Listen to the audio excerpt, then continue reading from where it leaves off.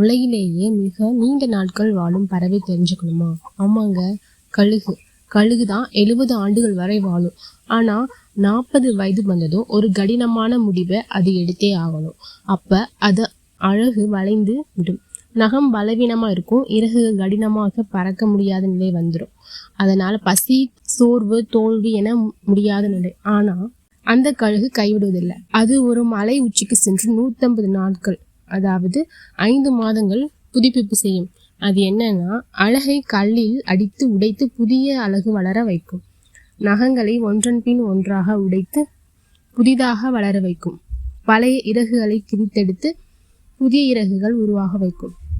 இந்த வேதனைக்கு பிறகு அது மீண்டும் புதியதாய் பிறந்தது போல பறக்கிறது. அதனால் இன்னும் 30 ஆண்டுகள் வலிமையோடு வாழ்கிறது. இதுலேருந்து நம்ம என்ன தெரிஞ்சுக்கிறோம் அப்படின்னா, நம்மளும் இந்த கழுகு மாதிரி எவ்வளோ நமக்கு வேதனைகள் வந்தாலும் அதுலேருந்து நம்ம வெளியே வந்து நம்மளோட முயற்சிகளை தொடர்ந்து செஞ்சால் தான் நம்ம வாழ்க்கையில் முன்னேறலாம்.